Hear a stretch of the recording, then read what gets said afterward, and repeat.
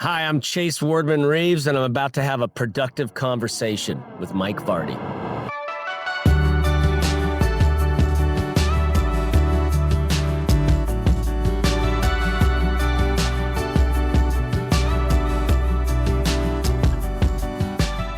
Welcome to this special Flashback Friday episode of A Productive Conversation featuring Chase Reeves. I'm connecting with him today, and he last joined me in 2020 at the Big Ready. So we did that live in front of those that were in attendance.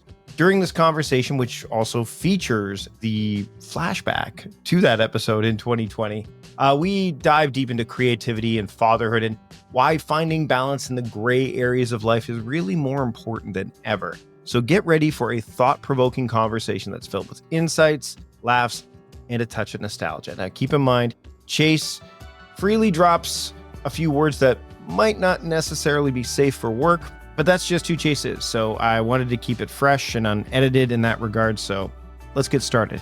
Here is my conversation with Chase Reeves. Enjoy. Chase, welcome back. It's been too long since we've had you on the show. So long that it was episode 290, and it was called Creative Menopause. That was the term you coined during the conversation when we did it at the Big Ready, which I believe was the last event on the planet before COVID locked everything down. Yeah, and my first experience with that street where we East Hay. We were So for those that the Big Ready was an event. It was like a salon style event with larger ambitions for down the line.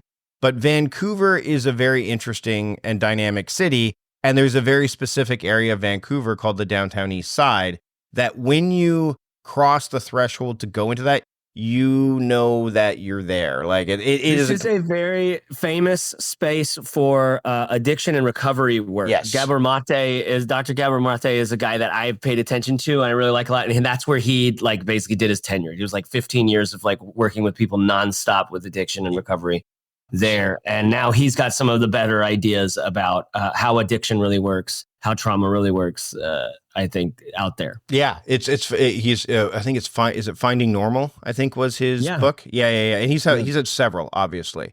But we were right on the edge of it. So we weren't so the cafe we were at was called Lost and Found. We were on the edge. A lot of action. I know. We were on the block where it just began. Right on the if you walked when we left the cafe. If you wouldn't turn left. You could turn right, and you're about a half a block, maybe a block. Yeah. But when this past summer, July, August, I think it was August 2024. Colton, my son, and I went to the Pacific National Exhibition, which is like a big World's Fair kind of thing in Vancouver. But to get there on public transit from downtown, you have to take a bus that goes right through the whole to get to it. Wow. And so my son had never seen that before. He's seen Victoria. He's been to New York. He's been to many cities. He's not a stranger to seeing people who are facing challenges on the street. But being on the bus going through it, you're in a safer space, let's say. And as we're going through it, you could tell, he was looking around, this is looking at the window, it's its own microcosm. There's, and it is tragic. One of the things that happened during the Olympics here in Vancouver, or in Vancouver, I'm in Victoria, was they really tried to clean that area up to make it more, palatable for the public. But I remember a video where Snoop Dogg was going through that area. He goes, I've been to some he says he'd been to some places, Compton, places like that. He goes, I've never felt unsafe than I have here. So, there are problems in a lot. Victoria's, since you were last even here, the area where a lot of this is taking place has expanded. And it's tricky because like anything else, I've had some people say, oh, they're, labeling, creating this, if they're there, then they must be this, and this, right? Anyone who is homeless must have a drug issue. There must be an addict and so on and so forth. And it's tricky because there's nuance throughout that whole issue, just like anything else. There's no such thing as like absolutism in anything really. And that issue, especially because it's complex, you've got people saying, solve it, do this, do that. I mean, there's so many other layers to it. And it involves, most of these solutions, these complex problems involve slowing down. And we live in a world that largely conspires to keep us from doing that. Mm-hmm. Right? Mm-hmm. I live in a brain that like conspires to keep me from doing that. Do you like it's Nope.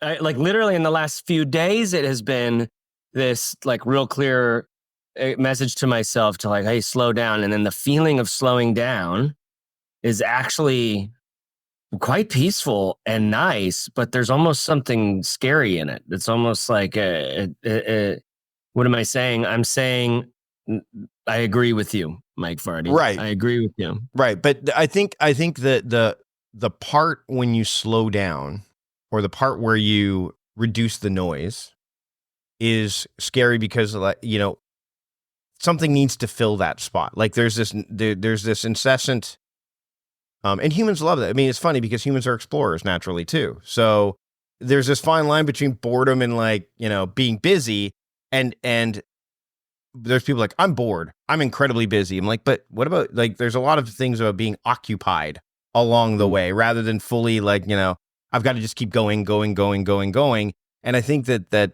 if when our brains are kind of like, I've got so many things to do and I get so many, or I'm trying to hold too many things in the air. I mean, I know some people who, either are facing trouble and they're just burying themselves deeper and deeper and deeper in it. So how do you live like that? But by the same token, if you're looking at a to-do list that seems never ending, you're like, okay, well, this thing's never going to end. Number one, you're right. It will, because you will always want to do something until you breathe your last breath. So keep that in mind.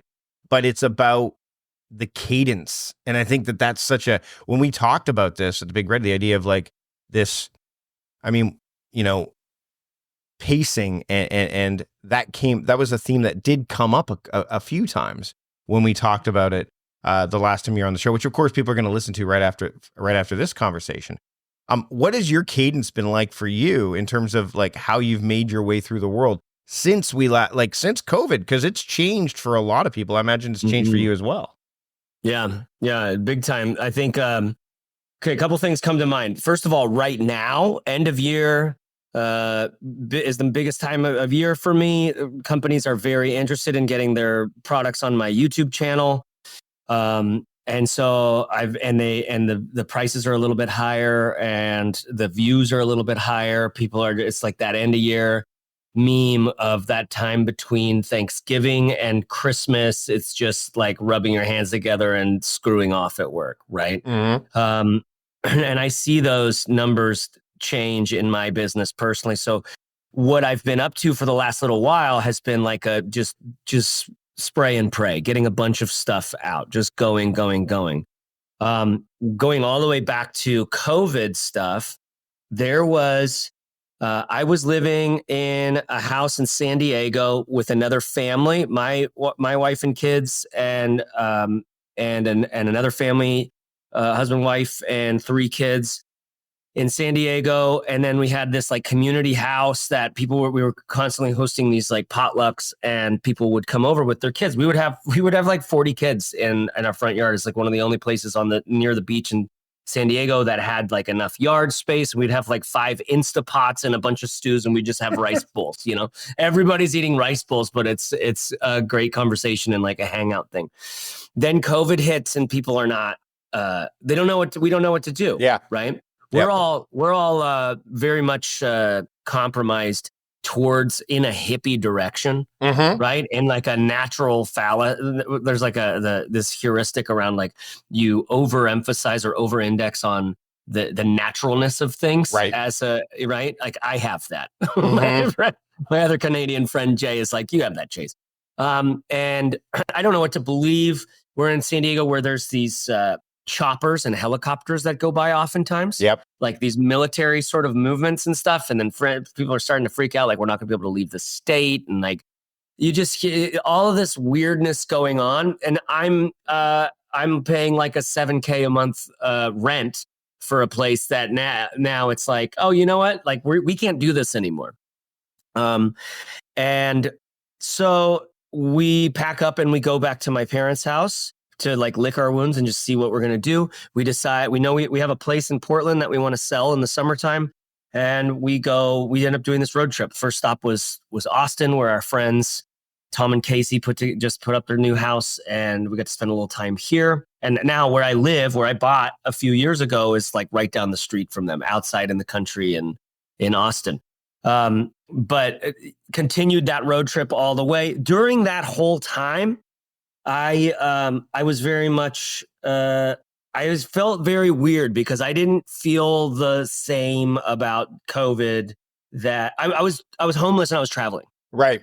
With my family. Mm-hmm. And there was a whole world out there. I mean, there's gas stations, there's Airbnbs, I didn't shelter in place. I didn't shelter in place. Right. I sheltered in placelessness, right? I didn't shelter. I wasn't worried.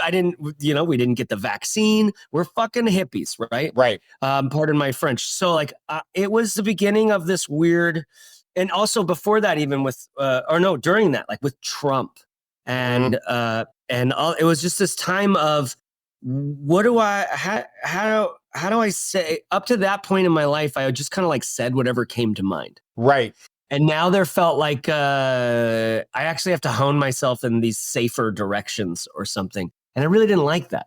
Yeah. I really didn't like that. And so there was a few years of just kind of weirdness, I think, for me. And I think because I think polarization, it's just such a, I think during those 4 years, it only grew, the idea of it's this way or that way. Like, again, I remember seeing, and I'll put this in the show notes, this interview that Rich Roll did with Terry Crews, the actor, when Terry was going around promoting his book. And,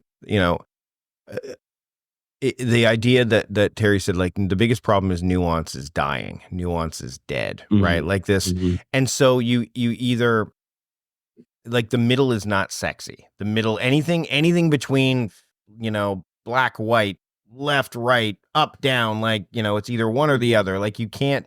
And if you try to hold space with this idea that, no, you know what, there's lots of middle. We live in the gray. I think that's a quote from, Roadrunner, the movie about Anthony Bourdain. Like, he would run into the gray. Mm-hmm. And I think that I believe that that's the pull. The pull isn't one way or the other. I think it's like the center is trying in so many ways, in so many areas, including, the idea of being productive and, managing one's relationship with time.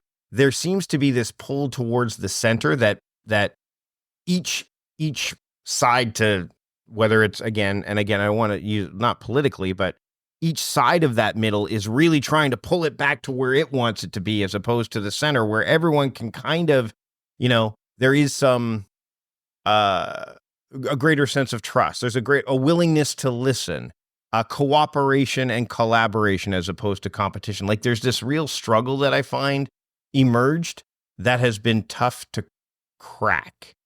Mm-hmm. And I wonder if you felt the same, of like this loss of nuance, which essentially is the middle. No, I didn't. You don't feel that? Yes, I have. I absolutely. I don't think anybody who's been paying attention would say that they haven't felt that.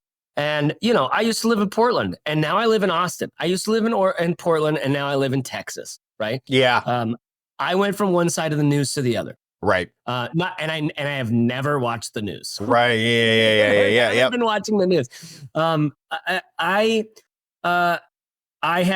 think my politics hasn't been a focus of my life for a long time, but it's always so intriguing to me because it's such a big part of like the conversation that we're on, and it defines so much of what our life is like.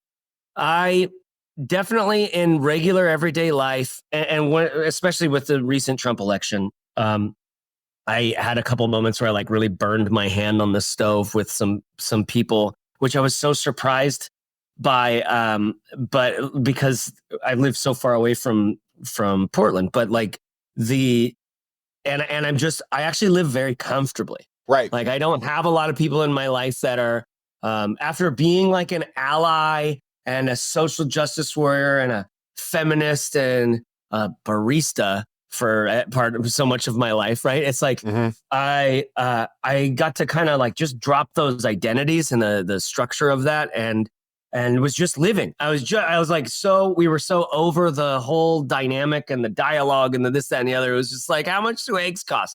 Like, where am I putting my kids in school? Don't talk to your sister that way, right? Like, it's like, but we gotta. When we're gone, you're gonna be like, she's gonna be at your wedding. You're like trying to teach compassion and love and care and life just becomes maybe a little more insular or something. But at the same time, the big questions about life, the universe, and everything are still very interesting to me and very much mysterious.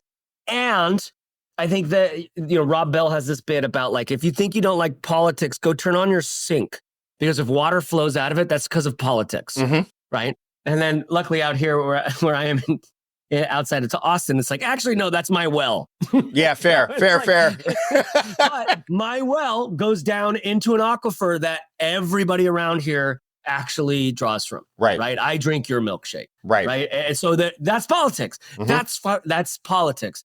I don't know why we're talking about politics in a show about productivity, except for the fact that we're, middle-aged men and we're kvetching about it. Dude, all I have to say is when I saw, and I mean, I'll bring this up. When I saw like this idea of the Department of Government Efficiency, I'm like, how do you put an oxymoron in a title of a department? Because have you heard this about the Tesla names of the cars? Is they spell sexy? Yeah, I've heard that. Yeah, I did. I just like this guy is so I know horrible and great at the same time. Appeals to a nerd in me. My favorite part about this is it doesn't get mentioned often enough that he spent a good deal of time in Canada. Like, I mean, you've met Justine. I think you've met Justine Musk, haven't you? Like Justine, when Paul Jarvis and I have had this conversation about, because when he wrote Everything I Know, I believe Justine did the what's called the foreword. But she was in I am almost positive she was at one of the world domination summits, without a doubt. Oh, wow. I think so, because that definitely that kind of would fit into the space. But a lot of people don't talk about the fact that he spent a good deal of time in Canada. I mean, yes, he is South Africa. It helps me contextualize him. So but then again, but we don't want to necessarily lay claim, depending on who you talk to him, right? It's like, get over it, lay claim. This guy is a fucking. This guy's great. He's great. It's horrible. It's terrible. It's great. It's whatever. It's literally wrestling. Oh, well, when and me, I'm a huge pro wrestling fan. So I find it challenging that when you have that's actually really interesting.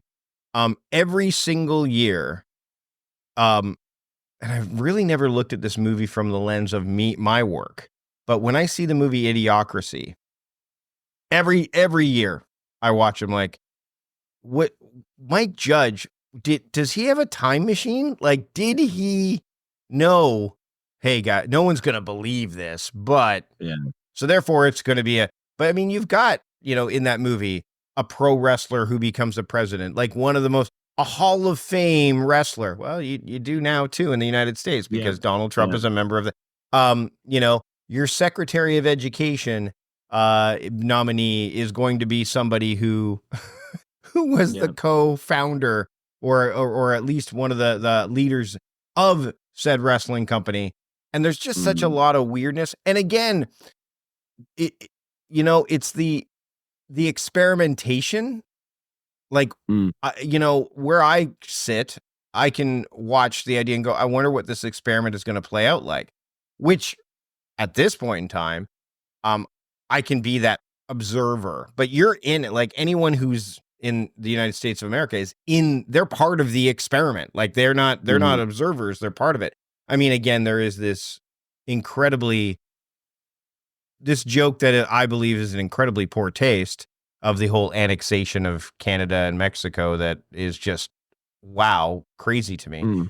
But it just, again, those are things to bring it back to, again, it's hard not to talk about this stuff to some degree because it's so after your attention all day long. I mean, you and I remember when the national anthem would play at the end of a broadcast day.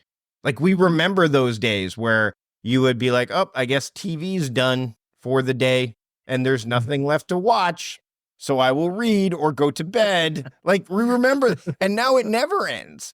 And so this constant war. And so when I hear people say, you know, like efficiency, I'm like, me, no think you know what that means.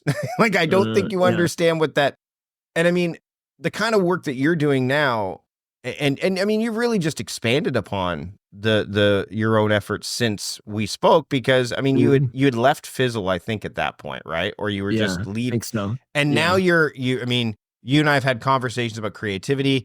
George Carlin has come up on several of our back and forths, you know, the idea of, you know, how people look through things. Rick Rubin, you know, his book, and then just seeing the stuff that you're doing with the content that you're creating. Like, I mean, I've even said to Anne's, like, how did he turn a video about a bag into this? And how did he turn this into a video about a bag, for lack of a better term, right? I'm like, because that's what the world needs more of.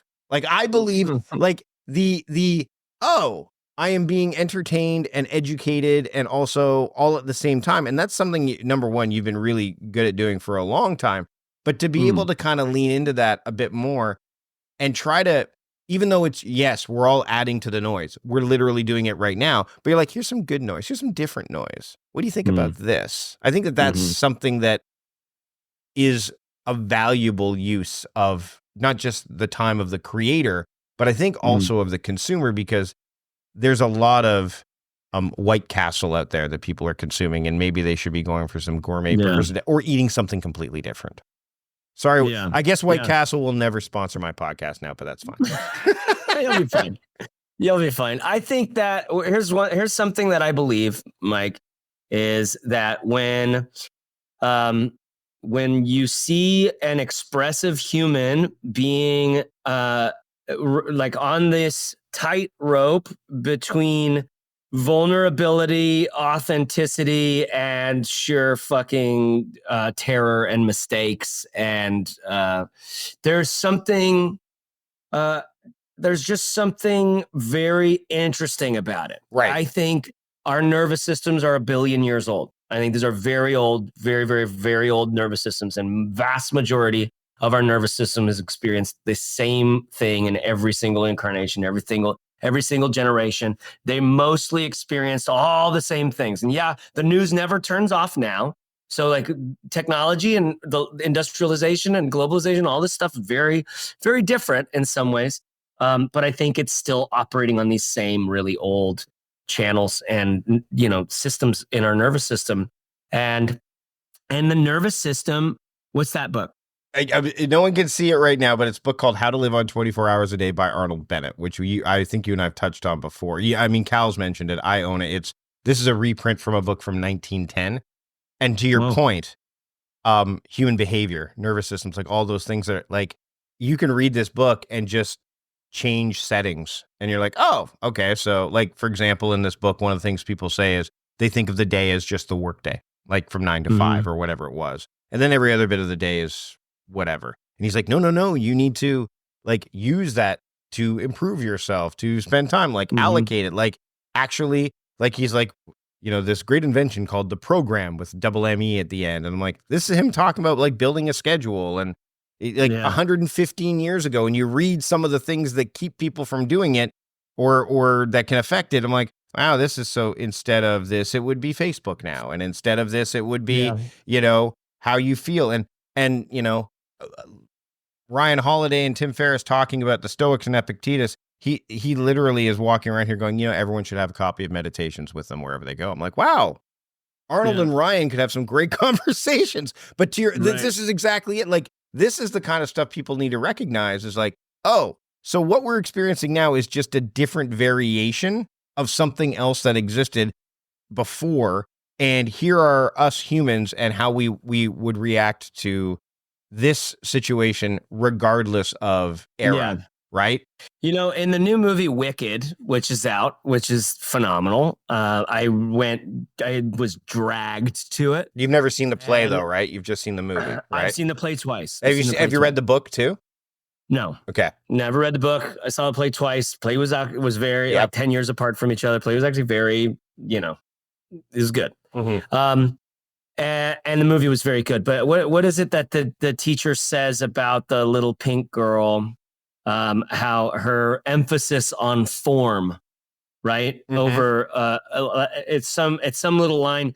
Whereas when you're talking about the program with two M's and an E at the end, I'm thinking of me as dictator, visualizer, seer, defining what I want to spend my day doing, what I think is going to be good for me. It's like the John Dutton character in Yellowstone, right? This overseer, this manager, this CEO, right? Right.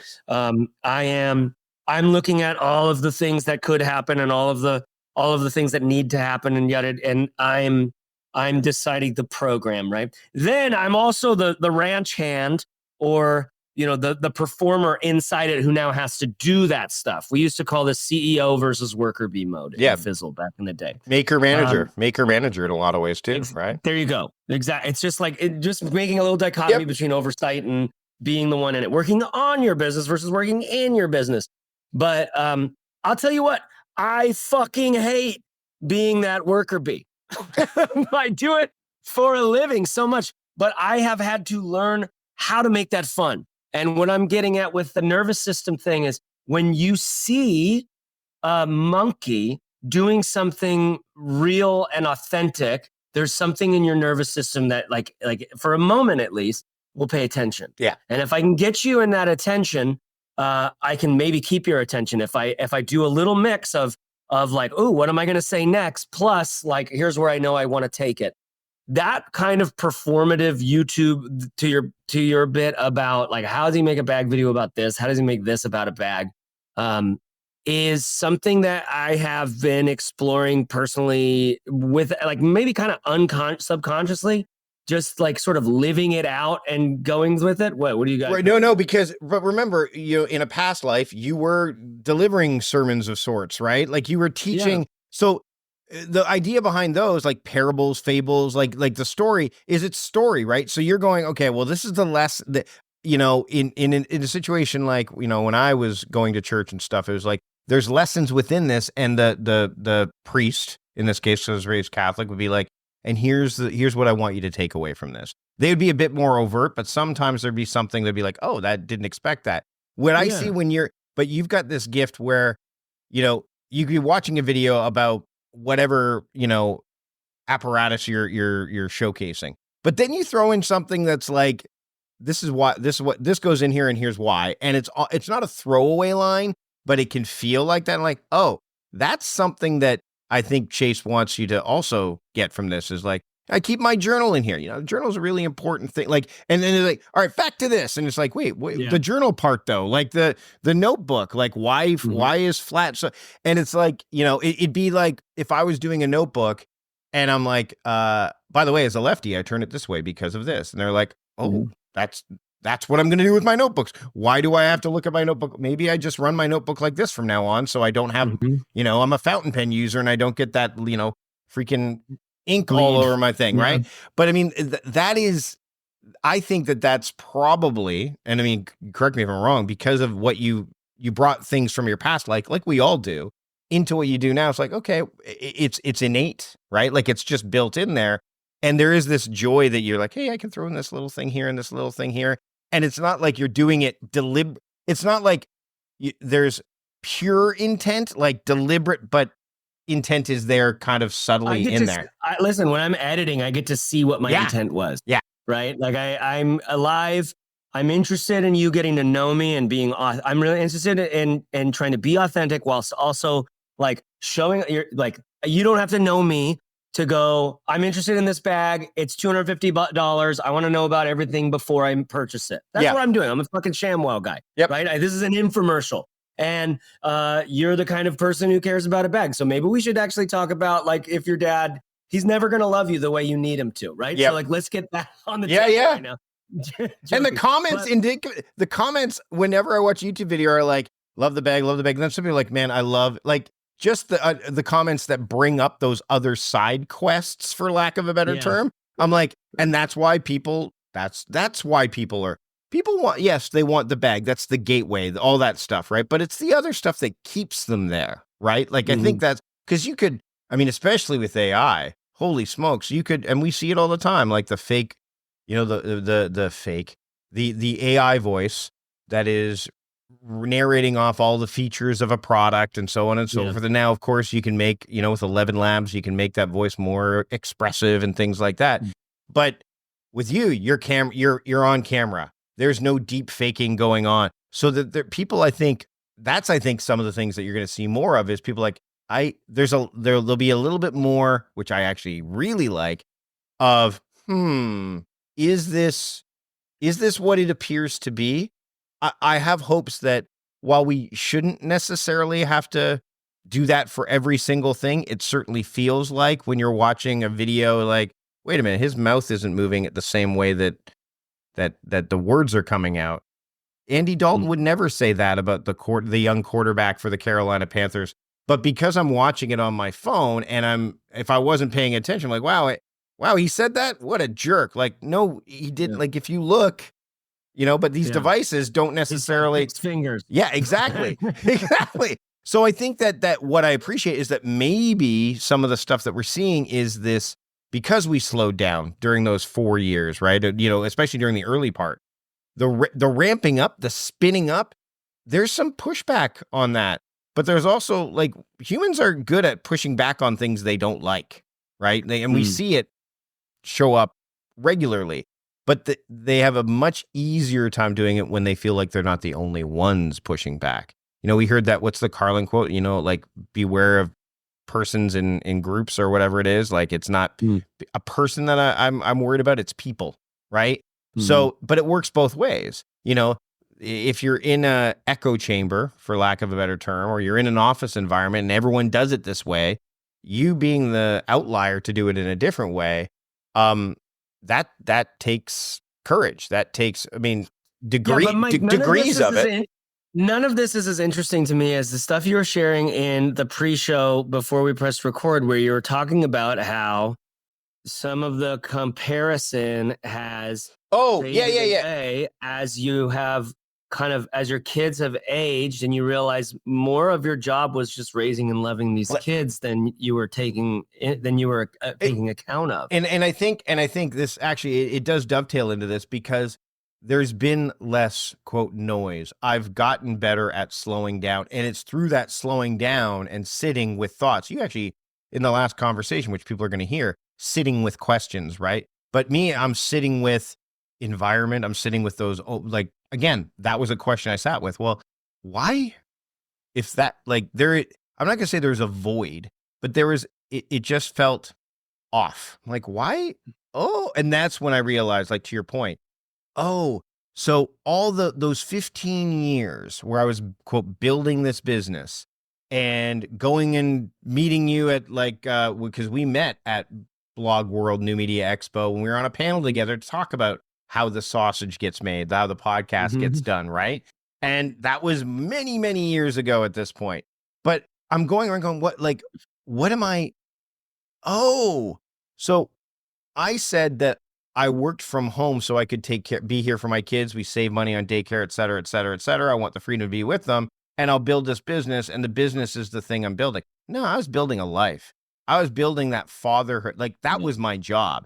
The business now, I mean, I remember when I met Michael Hyatt for the first time at Blog World New York, and he was probably I think he might've been in his early 60s then, right? And his kids had just gone off, and I was like, oh man, where that guy is. Like, I'm like, you would compare. And then eventually, like, when you get to the age of 50 and you've been doing this, you're like, the comparison thing, I'm like, oh, so I was comparing myself to the wrong thing. And then the question is, well, what is the right thing? Like, what do I compare? And then all of a sudden, all of that fate fell away. Like, oh, so there is no comparison here. Like, the whole comparison is the thief of joy. I wonder how much of that was going on just even subtly, probably more than I would like to admit, even in my journals for those years, because I wasn't quite sure. Like, how come I'm not doing this? Well, because my kids are like, we're going to things like in LA together, and we're traveling with we're spending time together day in, day out, even on some of the less momentous occasions. And I'm like, that's what that was all about. That's what that was. And as soon So I want to posit Sure. that I think you could set your watch by these kinds of transformations in men specifically, because that's what I've been watching most closely through my own experience and the experience of my friends.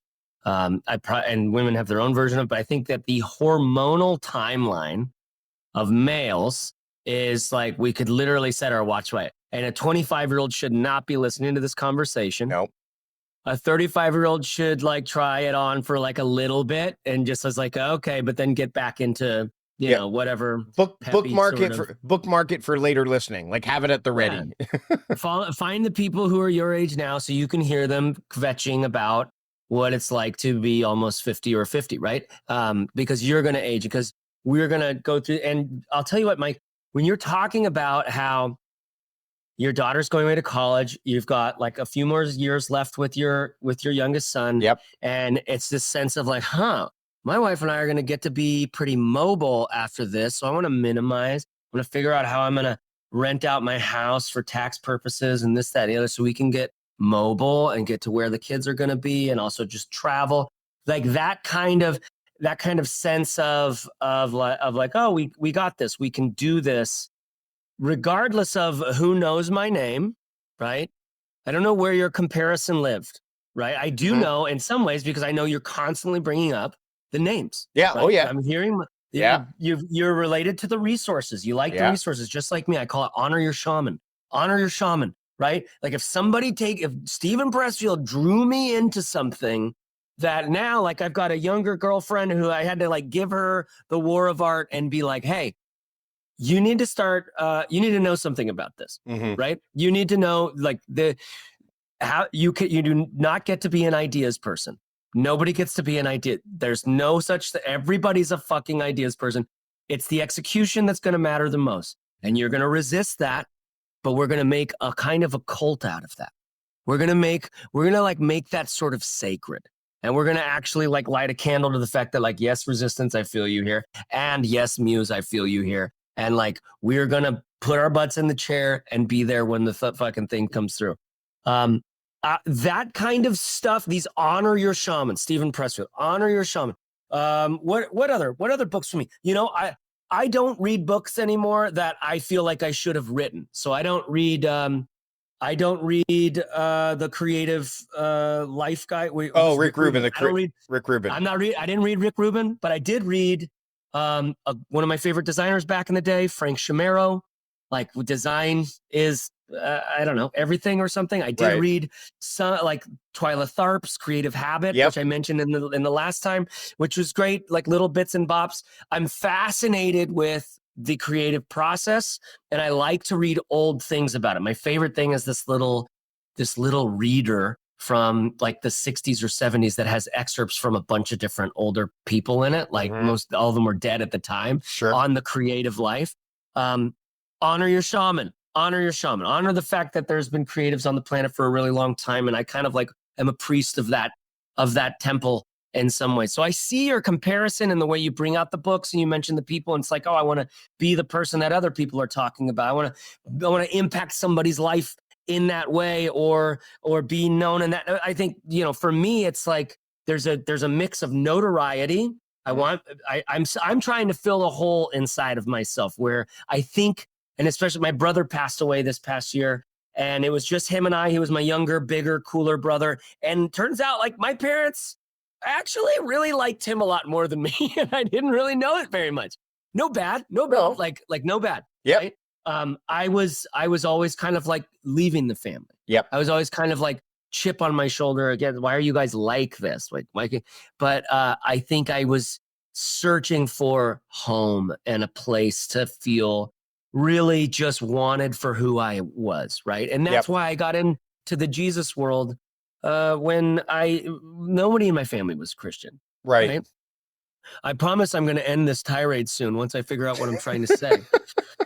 The point is, the point is for me, the comparison ends up being so much deeper than just like the notoriety and that I'm looking for It's actually in feeling and receiving love. And I heard Prof G say this recently, where he's like, you're not going to feel that in his dour fucking down here perspective. You're not going to feel that from anything except from your own children. So I always recommend that 20-year-old men start to think right now and critically about having kids, because that is absolutely going to be the game changer in your life. Right. Like hearing him say that was helpful for me, because there's a love that I get from my son and my daughter, mostly my daughter. I'm working on my older son, but like both of them, like that, a sense of fulfillment and a sense of purpose and intactness and wholeness. That is like, you know what? I actually am starting to learn how to feel that as the precious, special energy that it really is. Like nothing on this planet, all my life, I have been spending like trying to be a performer and a dancer and a maker and a creator that lets people know that I'm a fucking magic and that you should think I'm great and that we could just hang out and have a beer and it would just be friends, right? Because that's the pinnacle of life. And now I'm like, no, fuck off. I'm gonna go like get some fried chicken with my kids. Because there's nothing like I just want to be connected. I just want to keep connection with them there. I'll say one more thing. The best thing I ever heard from a therapist, honestly, I've done a lot of therapy. The best thing I've ever heard from a therapist was back in the day when we were doing like my wife at the time and I were doing a course on parenting and connection with our kids. And she's like, remember those MacBooks that have the magnetic power adapter, right? Yep. And it would just sink right up into there. And then that little green light would go on. Just this little green light saying that, like, you know, the juice is flowing. She's like, when you get home from work or when you haven't seen your kid for a little while, they get home from school, just get the green light on. That's all. Just get the green light on. Get a little bit of connection there. I don't know what was so important about that for me. I guess because it just made me feel like I don't have to solve all the problems. I was still thinking of like, as a maker creator, I'm going to like make something really magic. And I can't with my kids. I was just like, it's just being in connection is actually the job. And that's the role.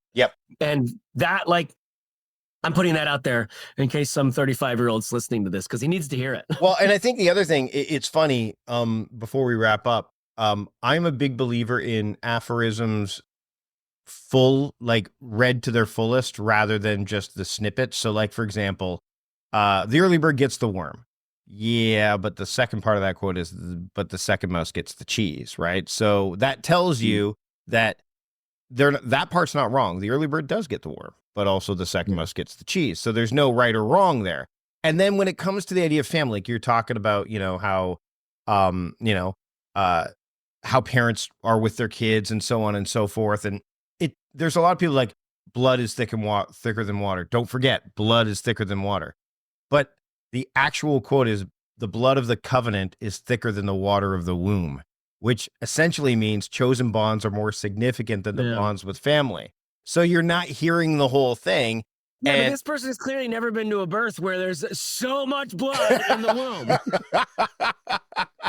Well, you'll never the water of the womb, sir. Yeah, fair point. But what's interesting about that is if you think about that, you're like, because you get to choose the people that you make your own family. You get to choose that. You don't get to choose who they become. You get, like, when you have your kids, there's this great book coming out in 2020. Well, there's this great concept for a book that I've read an article about that I'm looking forward to reading, the book called Lighthouse Parenting. And it's kind of the antidote to helicopter parenting, which is the idea is you're a lighthouse and your kids know where you are. And that's what your job is, to be a lighthouse, right? Like they can find you keep them. And I remember texting my wife about after reading the article. I'm like, were we doing this already? Like before this was in fact, like, did we? And she's like, I think so, because the connection part with the kids, if you foster that connection, then that trust, they trust the beacon. They trust and they'll tell you things.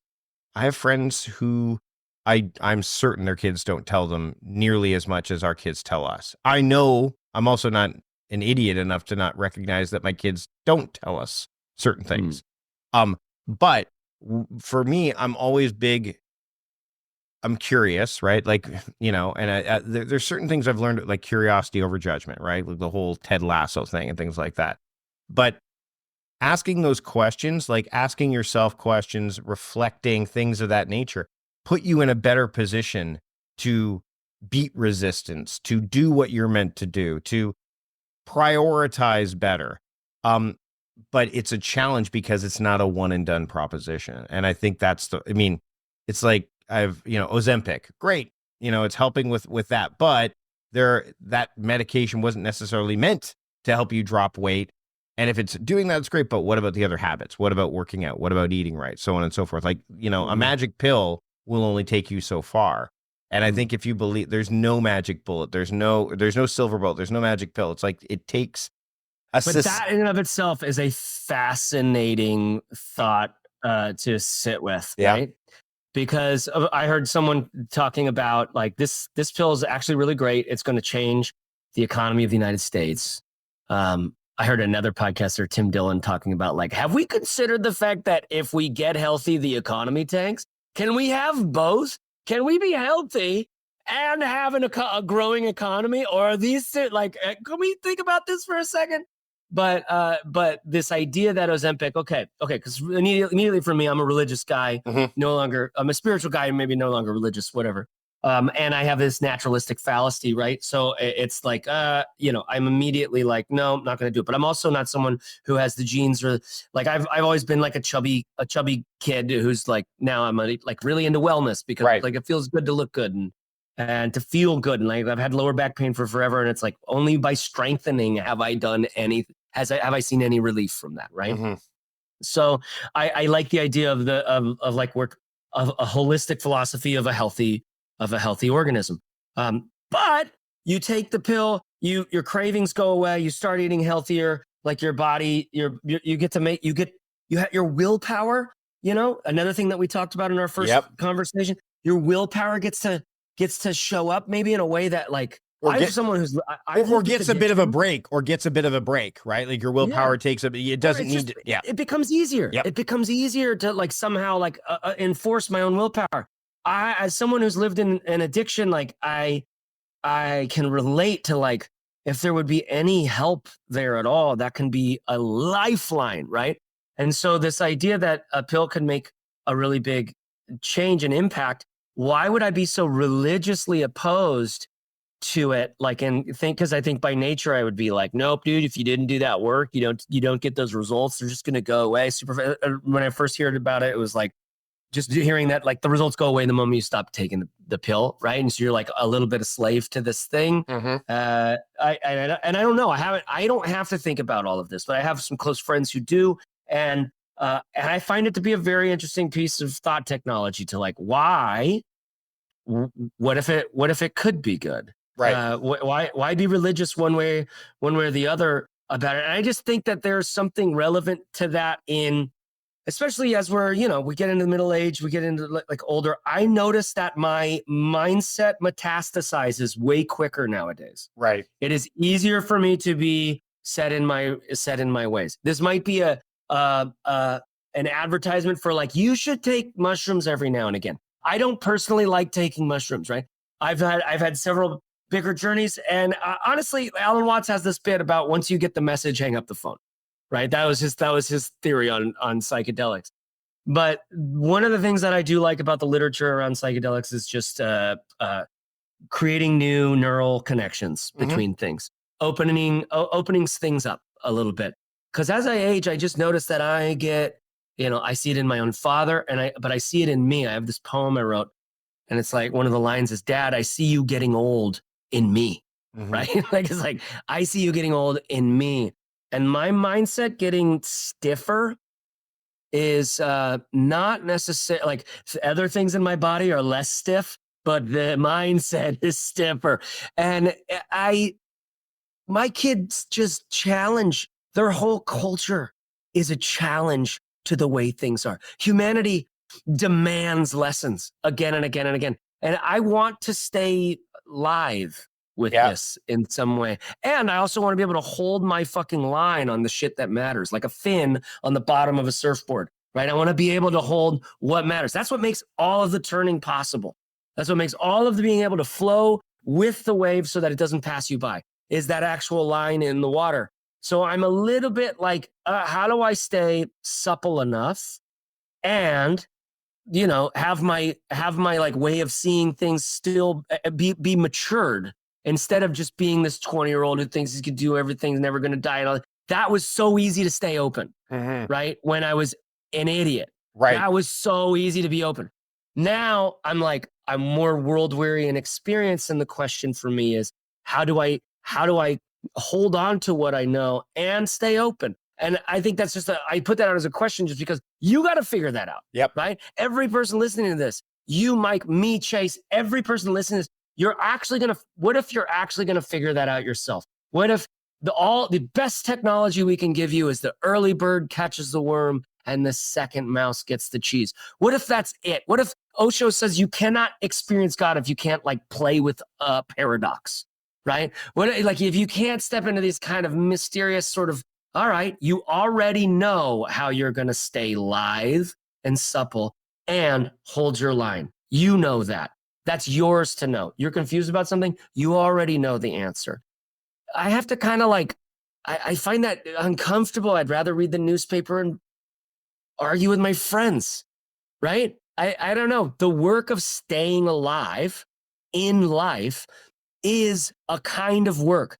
And I'm not so sure the pay is great, but it might be worth it for the sake of the connection with my kids and maybe, just maybe, a sense of what I think is some of the best advice that I try to live by. I still don't know how to. It's I think it's old Mark Andreessen or someone, and it's live in the future, okay, and build what's missing. Live in the future and build what's missing. I think that's an intelligent way of thinking about innovating, finding a business, finding a space, finding a thing. But all the rich people I know are fucking, they own HVAC companies. So maybe just do the thing where you just, you buy some boomer's HVAC company and you start just taking care of your own retirement, and you make the systems efficient enough, and you're you hire people and fire people and work on a culture and all this stuff. Maybe you don't have to write a goddamn book. Maybe you don't have to schedule your life. Maybe you have to schedule some business people's lives who work for you now. Right. Yep. I don't know where that got us, but no, it's a great way to wrap things up. I mean, this is a really thought-provoking conversation. This is a big bonus episode, just in time for for those listening to it. This is the last episode before we go into the full holiday break. So you've had plenty of time to listen to this.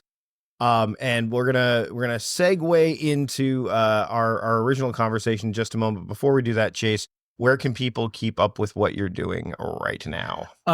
Instagram. Follow me on Instagram. Chase W. Reeves. That's the best place. I'm also on YouTube. Obviously, that's where my biggest following is. Just Chase Reeves there. But Instagram is where I do more of the life. Basically, at the end of every YouTube video, I pull out my notebook and I riff on something that I made a note about. And I call it the ramble.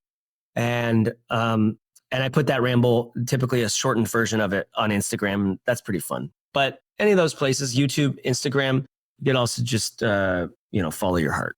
Right? Awesome. Hey, Chase, thanks so much for taking time to have a productive conversation with me today. And now, right after this break, we'll get to our original conversation from the Big Ready back in February of 2020. Welcome to the Productivityist Podcast. I'm your host, Mike Vardy. Right on. We are live at the Big Ready in Vancouver, BC on Leap Day. Right on. And I am so happy that Chase Reeves is here with me. I am happy too, Mike. Are you? Yeah. We have our coffee. So this is where in the podcast I would normally say, Chase, I know who you are. But for those listeners out there or audience members out there right now that have no idea who you are or why you're here, could you please share some of your story? Some of my story. Well, right now, there's been a lot of incarnations, it feels like, through my creative career right now. I'm most excited about being a YouTuber, which is a thing you can do as a job these days that I think even if I could have known about it in the past, I wouldn't have let myself get excited about it because it's right in my wheelhouse. I really dig it. But it's constantly this need to create content. Right? Right. Yep. Engaging, entertaining. Now, that's not new to me because one of the businesses that I started and ran for a long time with my buddy Corbett Barr was Fizzle, which is at fizzle.co. And that is all the things that you need. That's our dream. All the things you need to actually run an independent business doing something that you care about. Right. So there was a lot of content that we made in that. There's a lot there. How many of you have heard of that are out here right now have heard of Fizzle? Just round of applause or whatever. Yeah. All right. Right on. What I always found fascinating about Fizzle, we'll just start there, is there are some people that would say, like, words. I'm a word nerd. You're a word nerd too, right? So there are some people that would say Fizzle. Fizzle doesn't necessarily always sound like, it sounds like, oh, something's fizzling out, right? But that's not what, like, that's not the, how do you teach people when you like, well, the first, what's the thing? The first use in the English language of the word fizzle, and I kid you not, was in Victorian era England, and it was in reference to silent but deadly farts. This is not a joke. This is like, Google it. A fizzle was like Jane Eyre's like little toot that, right? So I heard that and I had to name the business that. Actually, true story. We landed on the name Fizzle because we had a bunch of names. One of the things that we've helped people do a lot inside of Fizzle is choose a name for their business, because it's just harrowing. It's scary. Like, you're going to pick something, you're going to land on it, you're going to stay on it for, should I use my name? Should I do a name for like what the business is about? Like, what is it? I mean, the amount of existential crises I have shared with other people and their businesses on this topic, there's been a lot. And we have one tool inside of Fizzle that is about naming. And one of the things that we identified is you make this big list and then you rate each name on these certain categories, and teach you all how to do that. Well, one of the things about Fizzle that's cool is there's not that many letters and there's 2 Z's in the middle. Right. And we could get the .co. Gotcha. And most things, the whole thing is most creative projects fizzle out. Right? My whole history is a history of, you will know me by the trail of the carcasses of creative projects that I like leave behind or whatever, right? That's how people find, that's how my favorite people find me. They're like, we've been following your trail. We thought we might catch up with you. But most creative projects in my life have fizzled out, right? At least for a long time there. And what makes the difference between those entrepreneurs or those ideas that actually come to life, that spark and like create real things in the world, versus those that are just living in a journal somewhere until you eventually forget that it was living in a journal. And then one day you find that journal and you're like, oh, that's right. I thought I was going to be somebody, Yep. One of the things that we talked about when we were having dinner is the idea of will. And you've had a lot of creative projects. You've had a lot of twists and turns. You've probably all seen that diagram, that well-known diagram of like what people think success looks like and then what it actually looks like. And really like that your face appears next to that diagram a lot of the time with the weird squiggles and like, oh, here it is, right? So how important for you is, and there's some people that don't believe in will, right? Like Ben Hardy's got willpower doesn't work, and I'm a big believer in will, the Green Lantern stuff and all that. Define willpower for me. So for me, willpower is just this, the energy and desire to do to do something, and the willpower is kind of the strength or the force that compels you to do it. But it is a renewable sort. Like it doesn't, like, again, using the Green Lantern as an example, when the ring runs out of energy, then he can't do anything. Like he literally is just a normal person. But when the ring is fully charged, just like with willpower for us, is that we can really move things forward. And I think conditioning helps, like putting yourself in the right conditions. So for example, if you don't want to drink soda pop, you probably shouldn't have it in your house unless you really want to exercise that willpower muscle, right? Or if you want to go to the gym, then you put your gym clothes, like Peter Shankman, I remember chatting with him about this. He sleeps in his gym clothes. Peter Shankman was the Ghostbusters? No, that's Peter Venkman. Oh. When he goes to bed, he rises above the sheets, or he at least sees someone that rises. That's right. Peter Shankman is founder of Help a Reporter Out. So he's like, so he sleeps in his gym clothes because that's one step less that he has to think about it. So when you're on this journey and you're like, okay, I don't know if this is going to work, or I'm doing these different things, like does willpower play a role for you? Like, do you look at that? Do you tap into it? Yeah, and it's been a struggle in my life, this idea, because basically, all right, so either in my life it feels like I have either been cracking the whip to like push myself to do something, right? Or turns out there's this other mode where you can allow yourself to be like pulled towards the things that you're already being pulled towards, right? Right. Two very different forms of motivation. Both can be used to actually get the things done, right? That's what I call manifesting, right? Which is not just what I call it. It's what happens when you have an idea and you put it in the real world. We manifest that thing, right? So to me, to manifest something, it really changes your life when your bank account like has more money in it today than it did yesterday, because there's like a thing online that someone bought, right, that exists out there for them, right? As opposed to it existing in your journal and your mind and like you want it to be there, but it's not manifested yet. I mean, it's manifesting constantly in your thoughts and but it hasn't, it hasn't manifested yet, right? So to bring things out into the world obviously makes an impact on our life. Like it can actually change what it's like for you to be alive on this planet. To get ourselves through all the things that are necessary, sometimes it doesn't take very much to manifest something. Sometimes it takes a long time, right? But to get ourselves through that, we're talking about motivation, we're talking about willpower, we're talking about like, the carrot on the end of the stick, and we're sort of setting up conditions by which, like, when I wake up tomorrow, I'm more likely to do the thing that I hope that I do. Yeah, you're not going to get in your own way. Right, exactly. Twyla Tharp in The Creative Habit, she talked about her whole thing is call the cab. Right. Wasn't that her? Like in the morning, like to go work out and do the thing, all I had to do was make sure I got that 5:15 cab to the choreography studio or whatever. So to me, this question about willpower has been one that's been very challenging for me, because I have cracked the whip trying to push myself or force myself to do something, right? I'm living in that moment. It's like I'm living out of, it's like I don't have the word that I've come to like about this is alignment. Right. Yep. Another word I really like, ease.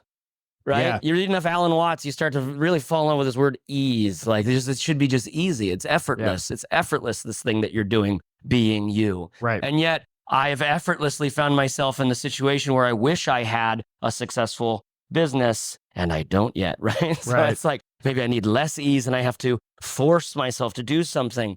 I don't know. But I've done lots of forcing, right? But I don't do that. I don't want to do that anymore. But that can lead to ease. Like the forcing, the initial force, like marketing, really, you talk about doing the hard things, right? Like that can lead, if you do that, you also say, oh, well, now there's an ease I would go love the hard things. Yeah. Right? Yeah. To me, you were talking about conditions that you set up to, like the best condition that you can set up is the one in which the thing you're asking yourself to do, you're chomping at the bit to do. Right. You're so stoked to do. You're excited that you get to do it, right? This is where, the trick is like, and I did this for a long time, man. There were some years in Fizzle where like I've always done creative projects and then like been on to the next and on to the next and on to the next. It was always evolution for me.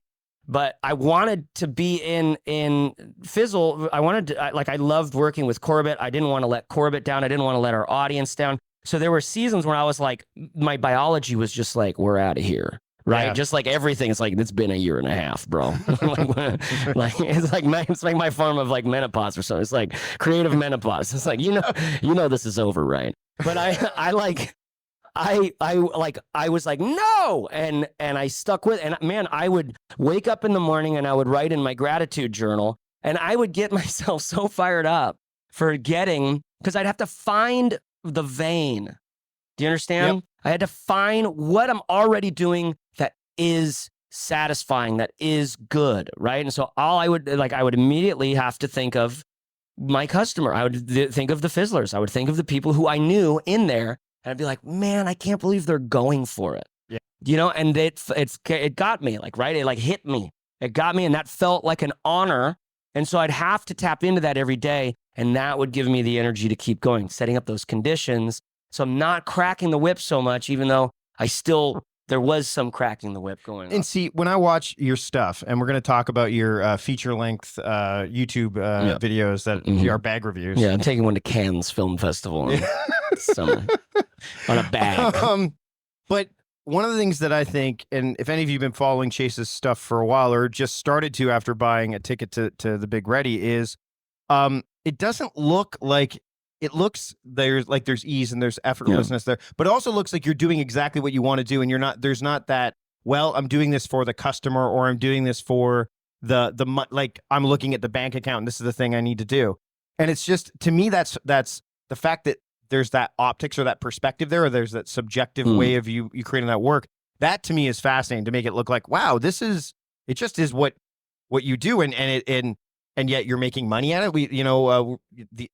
Tell me a bit more about why that, when you shifted to YouTube, like what's the thing that for you is the most, not fascinating, but the most promising thing about that with where you're at now? Like, what's interesting now about it is, because I just see things quite a bit differently now, because I've learned so much more about what people are doing on YouTube. And it's fascinating, right?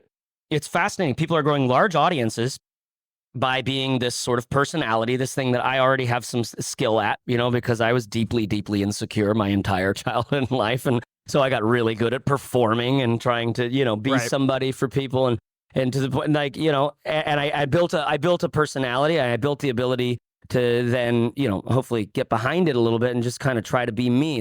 It's a lot of work to learn how to be yourself is what I'm always struck by. Right. Mm-hmm. So what's interesting to me about YouTube is you can arguably, sorry, the ambulance is outside.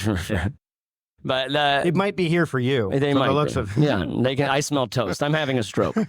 The thing that's fascinating is this question around, can you be yourself? Well, the challenge that's always on the front, or at least, or the back of my mind is this is all going to go away, right? Right. The hard thing for a creative person is the fear that tomorrow you won't have that idea the way it came today. Right. Right. That for me as a full-time creative for a really long time, whether it was in advertising or marketing or making my own companies, it was a question of, am I going to stay creative, or am I just going to metastasize, and get rigid and become irrelevant or something like that. Right. What YouTube is for me right now is a ton of potential. I still haven't figured out what I'm doing there. Right. But there's already a little audience that's like fired up to, like, people will comment and say, like, I just want you to make more videos. And I'm like, I've waited to hear things like that my entire life. I'll be honest. I didn't even know that was an option, like, to hear that. Right.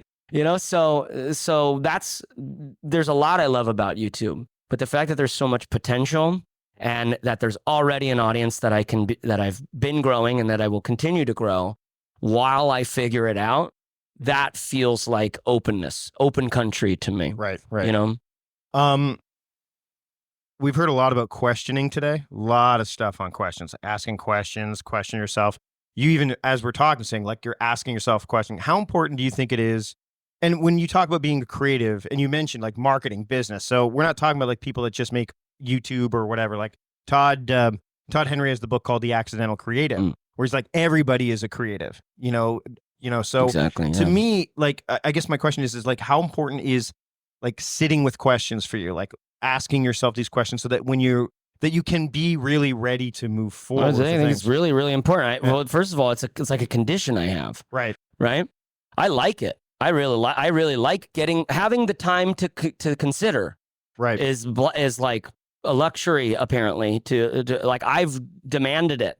I've tried to demand it. When I haven't gotten that time, I get when I'm having to rush to get something out because, like, we need it for this quarter, or it starts to feel like everything's getting tight, and it's like you want to get away. You want to go back to where, like, life is ultimately simple. I mean, we're monkeys who found like psychedelics and started thinking at higher levels.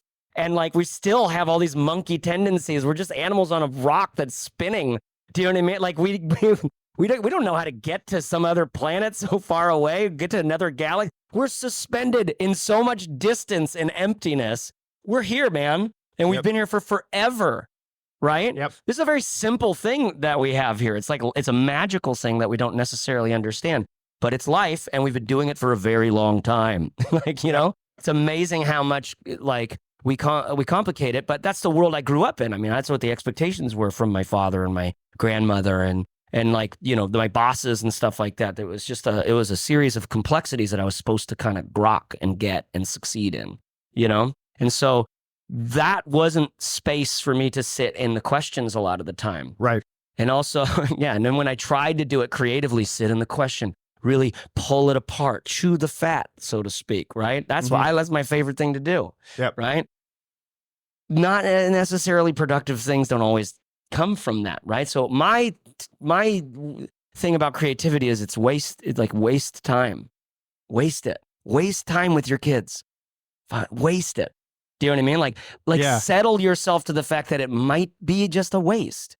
But like I think any of you get to decide what waste means too, right? Like wasting time can turn into like, you know, like that's an investment, right? Or whatever. But to be comfortable with that, I think is... To me, if you can get yourself comfortable with the idea of wasting time with people you love, right? With projects you're interested in, with problems you think are worth solving, right? Who knows what the hell's going to happen? Yeah. Who knows? Because like we have like, you know, email. Like you get just like, oh, I wonder if, and you're like singing and pulling apart, chewing on the fat and doing the thing. And you could just like email someone, who knows what comes from that, right? We have Notion. You can just like start making lists. And over time, that's why I love Notion so much right now, is like, it's growing with me. Right. And so who knows? Like I'm just wasting time on some problem by like, when I have the idea or I'm in that vein, like, I'll add a little notes there. But you're not ignoring the other stuff at the same time. Like that's I think the other thing. That's called being a grown up. Yeah, exactly. And that's nobody can actually teach you how to do that. Yeah, exactly. That's adulting. Like there's a billboard in my hometown and right now in Ocean Beach, it's like a lady going down a slide and it's like for a credit union. And there's like no adulting allowed. And I'm like, go fuck yourself. Adult, please. Like I want an adult as a president. Like I want there to be so much adulting going on. I want us to be so good at adulting that like we can actually be childlike. Yeah, you have the freedom to be able to. I like that. To me, that makes the ability for there to be play and for us to waste time with each other. Because when you're getting in a place where you're wasting time on a project that is valuable to you or a problem that seems worth solving, like when you can just like, what's the term I'm looking for? When you just kind of like, almost like unclench or just release or allow that who knows if it's going to work? This might not work, right? Wasn't that Seth Godin's like thing about this might not work? That's how I define wasting time. And wasting time has had some very surprisingly productive results, you know, for myself and for lots of creatives that I know. Meal planning is important because it prevents us from being a disappointed wreck when dinner time comes around and we have no clue what to make, or even if we have the ingredients to make the meal. It's a time and a money saver, but most importantly, it frees up valuable brain space. Creating a meal plan prepares us for the week to come and gives us peace of mind that we're organized and can feed ourselves and our family. That's why I do it, and that's why Plan to Eat helps me do it. Your subscription includes access to the Plan to Eat website and fully featured mobile apps on iOS and Android. And Plan to Eat gives you the tools to clip and organize recipes from any website, the ones your family loves and that fit your dietary preferences and needs.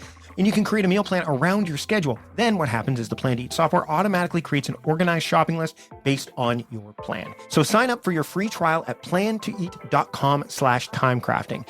That's plantoeat.com/timecrafting. The coupon will be automatically applied to your account and can be used when you're ready to subscribe. It's valid for new customers only. Give Plan to Eat a try today. Okay, we're going to take a break from the presentation, the live recording right now.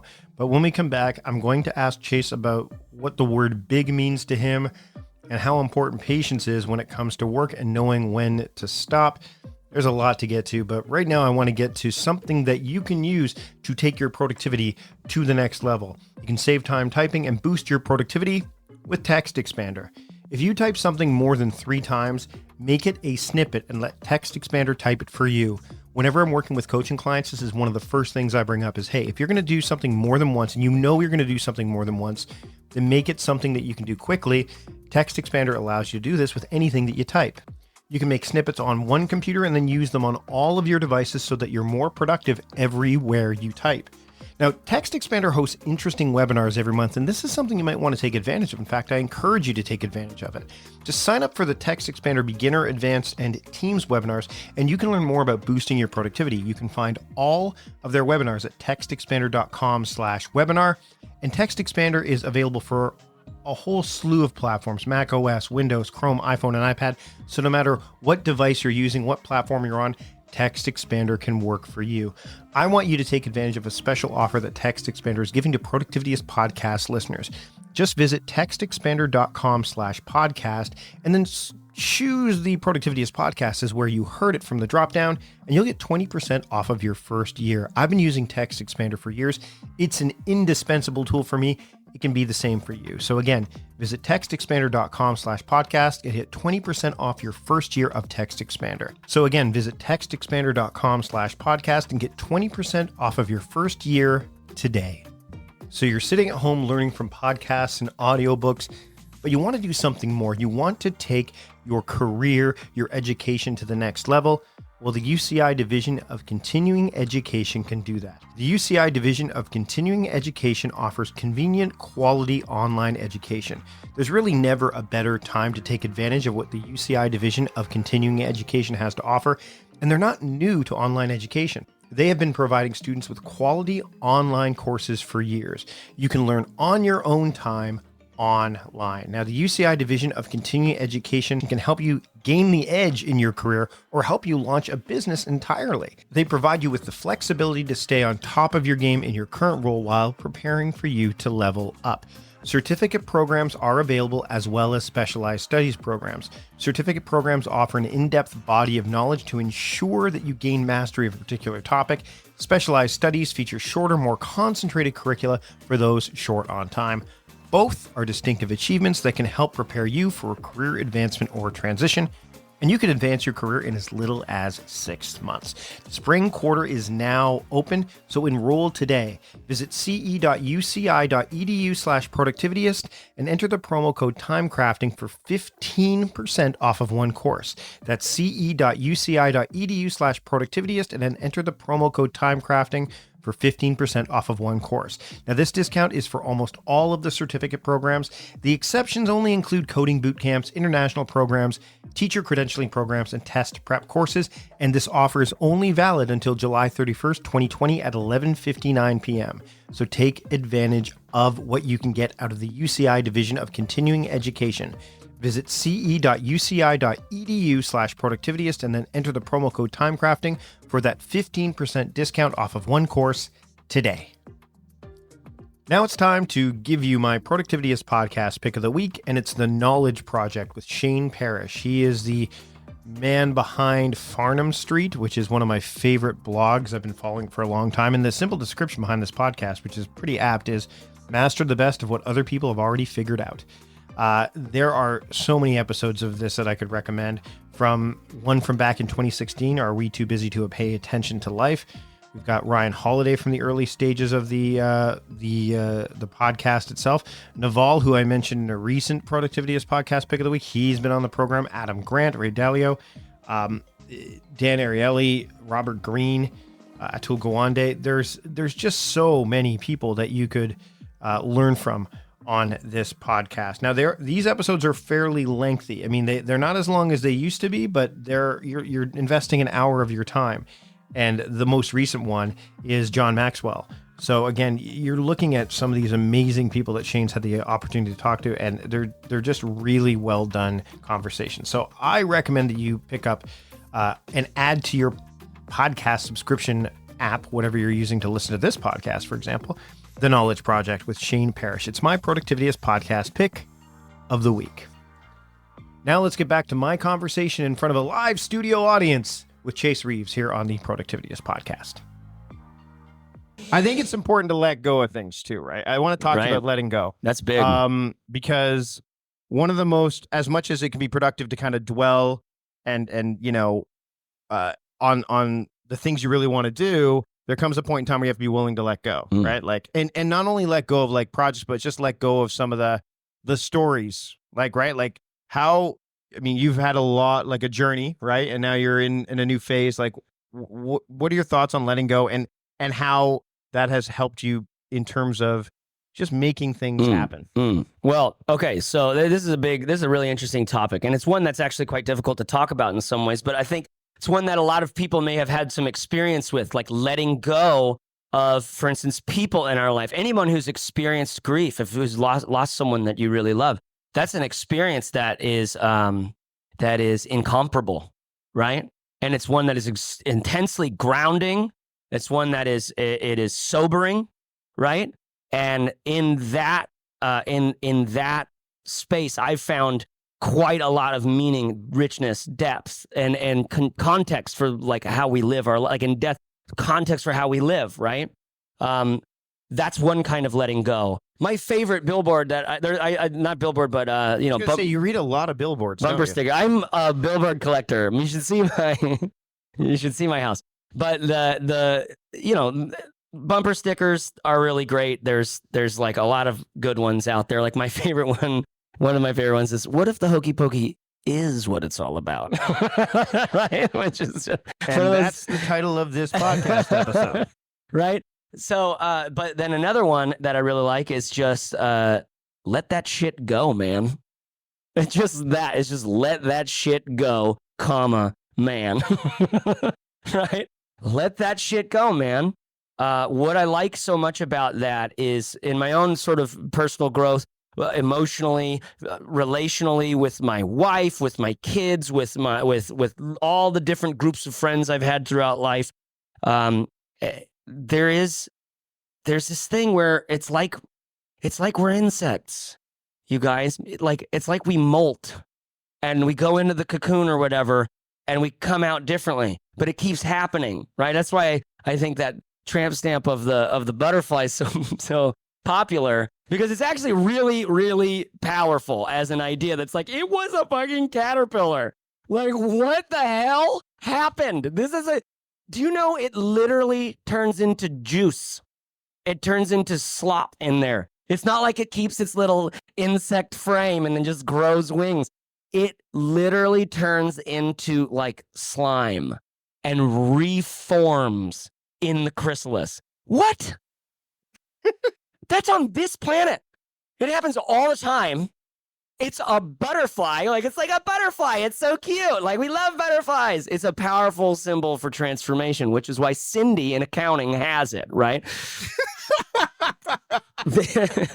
they like, and why I have got a big crush on Cindy, honestly. That she's deep.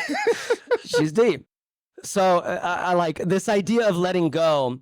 Alan Watts has this quote: sometimes you have to let go of who you are to become who you're becoming, right? And I've watched that happen in my life almost like as just like a third party. And it doesn't actually have to be hard, right? It can feel really challenging to let go of things like, oh, we're letting go of, like, if I let go of this, who am I gonna be? I don't know. Down is up is down. I'm going vegan. I don't know, right? It's like, it feels like it has to change everything. And it maybe it does. And that's actually really fun to experiment with. And I recommend it. But but at the same time, it can also happen really smoothly, really kind of effortlessly, with a tremendous amount of ease. And it's over time that, that the other bumper sticker, hindsight is 2020. Right. It really is. Like, that's like the only way we really get good vision is on stuff that's happened. So everything that's coming at us, or that we're coming at, we are going to have incomplete resources, incomplete knowledge. We're constantly stepping in without certainty, right? Get used to that, right? In order to do that, you've got to be right here where you are in this thing that's happening. And you can't be dragging all this shit with you, all these preconceptions, all these demands, right? Of like, here's how it needs to go because I'm a somebody or something, right? Yeah.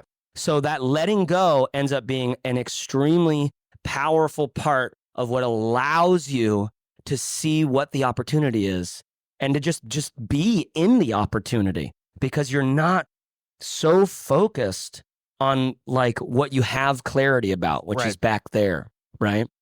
So we're at the Big Ready. We've talked about being ready to a degree. And then you and I think it was last night. Might have been before. You've been around for there was a lot of beer last night. There was a lot of beer last night. Big. Like we were talking about the idea of big. Like what does big mean? Like I'm sure some of you that are here today are like, this is the Big Ready. Means it's a big event. Who wants to be big? Yeah. Who wants to like in your heart of hearts, like I want to be big. I see that hand, right? Like I want to be big. It's a shorthand for like what I say to myself. And I've watched my language about it and go like, what do you mean? Like, what does that word even mean? Like, put it in parentheses. And anytime you write a note to yourself, like put one of the words in parentheses and just like underline it and just force yourself to kind of define it maybe. But like that word, there's a whole lot of preconceptions and baggage in that. Is that what you're getting towards? Yeah. Like I'm a bit, again, big word nerds, there's subjectivity to it. So big, like what does big mean to you? What like, and I think that's because again, I mean, my idea for this event, let's make this a big event. And you know what? It's been big, but it's not been the big I necessarily envisioned, right? So to be open to redefine or reframe what big means. So I'm just curious. You know who's big? Who? David. David is big. Yeah. And I'm not just talking about his traps. I mean his personality. I mean his presence. Yes. Right? Yes. He's big. Yep. Right? Like I don't know how many people knew David before. Like so he's not big like that maybe. Right. But there's clearly he's big. Yep. You know? And now I'm like I've talked about how big David is for a little while. Now I'm going below the belt and I just don't want to do that. But it's true. So I think of that. I think of a big presence. Right. Like we've all had experiences with people who are a big presence, right? I know a lot of people who've wanted to be really, like I know a lot of quiet, shy people who wish they were a bigger presence, you know, who wish they were somehow more, right? The other word to put in quotes is more or enough, right? Enough. So that's where one of the things that you'll hear from successful people all the time, like people who have really, my favorite version of this is Prince. Prince, who he had a really big year this one year where he made Purple Rain, which was a feature film movie that he was the main character in. And there was an album that came out by the same name that like everything went like multi-platinum and was super huge and really big. Well, like the following summer, his buddy asks him like, Prince, what are you going to do next? Like another movie? Like, what's the deal? And Prince like, I've been to the mountaintop. There's nothing there. And then like goes back to eating pancakes and playing basketball with Eddie Murphy. You missed the visual if you're just listening to this. But I have looked for where I've heard that and I can't remember. It was one of those like Charlie Murphy type of stories that I heard from back in the day. But that story, that message, if been to the mountaintop, there's nothing there. Like you really bring your own success to the top of the mountain. The people who are on like, so either you're just like, you're big enough already. Like what you said at the ConvertKit thing was either you start feeling it now or you're not going to feel it then, right? As someone who's like experienced success and not felt any bit of the satisfaction in it. There was none of my hunger was satisfied. None of my impulsiveness was like calmed, right? Yep. There was no, what is it that a mother does to a baby that's like upset, right? It's like soothing.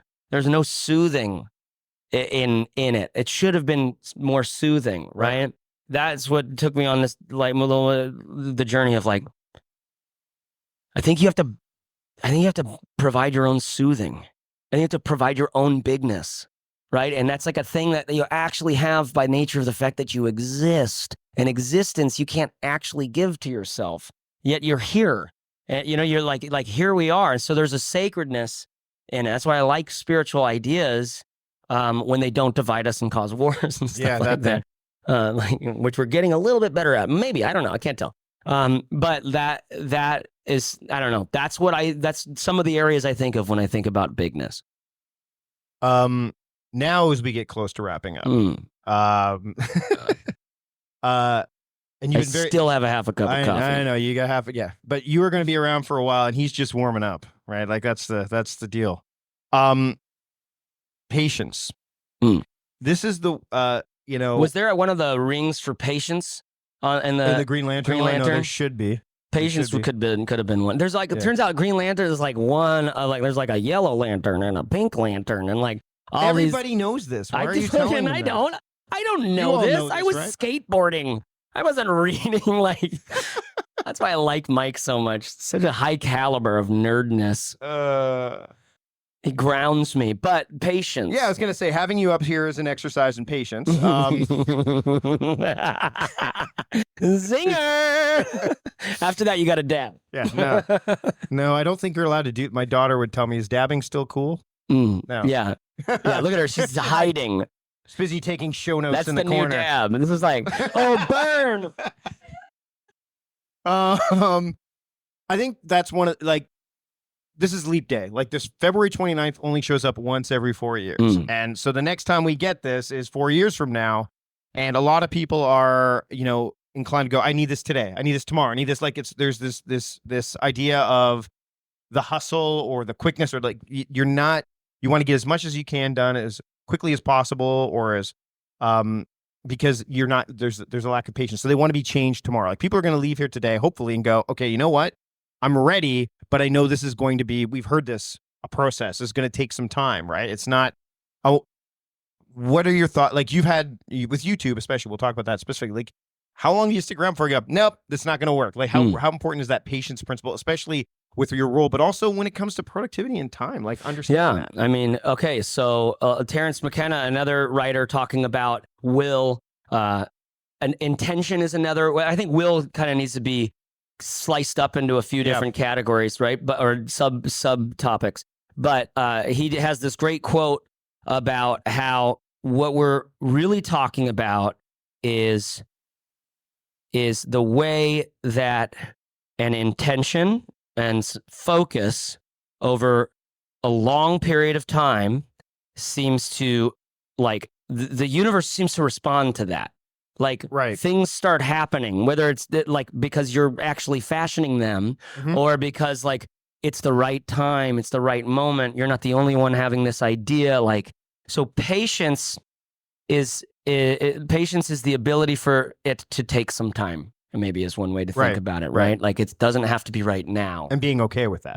That's totally the satisfying, the soothing yourself in it, the providing your own, I'm already at the mountaintop right here just for being, my buddy's uncle, he always used to say, thanks for being, like, real on purpose, like a really deep guy, but it was super cheesy. He'd be like, thanks for being, right? And I wish we would say that to each other more and remind each other. It's like, thank you. You're still here. This is so cool. Like, how awesome is that? Well, nobody knows what's going on. I'm sure we'll be fine. Try to eat stuff from good farms. I don't know. Like, we're getting better over time. But patience, I mean, farms are actually an interesting, like, it takes time for that. Okay, so it takes time for that strawberry, that one specifically, to grow, to fruition. And then it also takes time. We saw this with our tomato plants and something else in our garden. I can't remember what, but it was like, oh, that's just the first year. This plant, it's going to take several years for this plant to really deliver the fruit that it's, like, clearly going to be delivering, but at that caliber that it has the capabilities of, right? That's patience. That's the natural world. Look for examples of what your creative work should be like in nature, not on the internet, not on other creators, because you have what's that quote where you're comparing your middle to someone else's end? Right? It's like you have no context. That's what the web, that's what optics and imaging is I'm literally on YouTube every day. I am putting out the image of who I am right now and what I'm at home and at peace with about myself right now. But if you can literally just go to my YouTube page and look at the oldest videos, right? That's what I was telling David to do. If you find some creator that you love Go waste time learning about their early days. That is where because obviously if you found their thing and you love it, there's something in it that hits you, that gets you. There's something in it that speaks to you. It's probably something you're learning to do for yourself, okay? That looks like they know how to do. Okay, don't look at their stuff now. Go back. Go to the early days. Watch them as a fledgling, I'm thinking for some reason of this particular kind of bird that is born on a cliff. A fledgling, it's right? born on a cliff. It learns to fly by falling down a cliff. And 20%, 30% of these things just, nope, they're just not going to make it. That's the reality that they live in, right? And we are this, it can feel like that. Doing creative work, doing work like this can feel like that. Like you're literally on a cliff, you're going to fall down and 20% of you is going to die, or the 20% chances are you're going to die. But the truth is, you're not actually in danger. You're not actually in danger, right? It's just risky. And there's certain directions that you are called to risk towards, right? And you're not going to be able to satisfaction that because it's like a calling, it's a vocation. You're risking in a direction that has no requirements on success. It has no requirements on results or outcome. You're risking in a particular direction. And the truth is, you can get kind of comfortable with risk. I recommend doing that. I like going into saunas. People are always, some people you meet, I like going to Mexico. There's people you meet who are like, you go to Mexico? What? Like my mom, right? And I like going to Mexico, and you do have to be smart and know about some things, but there is some little risk there, but there's a risk that's worth it in some ways. In the sauna, you want to talk about letting go. When you really do like sweat lodge style saunas, the only way to survive is you gotta let that shit go. Because you're just coming right down to your brainstem, surviving this heat. And I love that. I live for that. I think it feels so good afterwards. But that letting that stuff go, that risking in that direction that you kind of can't help but feel called towards, the not feeling more certain of that direction than you should be, because you might not know. You just have a sense, okay? Let it be a little bigger than something that can be defined in language. Let it be like something that you don't even understand, you just kind of grok. Let it be something you step in the direction of, instead of you have all of the, you remember when MapQuest, you had to print out. I wanted to do that recently, just to go do you remember when you missed a turn and it doesn't just reroute? You're like, fuck, what did I go wrong? Oh no. I totally haven't looked at the signs for so long. Oh, nuts. Right? I don't know what your question was, Mike, but I have been Chase Wardman Reeves. This has been the journey. This has been quite the journey of an episode. I enjoyed doing this. On the video, I call him the ramble. At the end of the video, it's like, welcome back to the ramble with Chase Reeves, where he just goes off on whatever's happening. Grace is right in the show notes, right? Most of them will be question marks. I don't know where this fits. That's Chase, fair. Thank you so much for joining me here at Big Ready, and for joining me on the Productivity Stuff. Thank you, Mike. Thanks for having me, man. Right on. Thank you, guys. Thanks to Chase for joining me, not just for the update, but for our initial conversation, which took place in Vancouver in February of 2020. Again, you can check out everything related to this episode, as always, on my website or wherever you get your podcasts, Spotify, Apple Podcasts, YouTube. But if you want the specific link, go to mikevardy.com/podcast574, and you'll be on your way. Why not just check out the links from wherever you're getting the podcast now? So let's say you're on Spotify. Follow the show on Spotify, Apple Podcasts, wherever you get it. That way you're a subscriber. You won't miss a single episode of what's to come, including a very special episode coming up next week. You'll also be able to easily search through the archives as well. So there's a lot of benefits to becoming a subscriber, and it doesn't cost you anything. So hit the subscribe button. It supports the show. Another way to support the show is to check out the sponsors that you heard interwoven throughout our conversation today. So go to mikevardy.com/podcast sponsors to check them out. Click on any of the links of the sponsors that you vibe with, And that way they know that we sent you. And yes, I just said vibe with. My daughter's home for the holidays, so I'm picking up some of that freshman lingo. So there you have it. And speaking of have it, that's all you get today. There you have it. This episode is in the books. Thanks so much for taking the time to join me today. Until next time, I'm Mike Vardy, the host of A Productive Conversation, reminding you to stop doing productive and start being productive. See you later.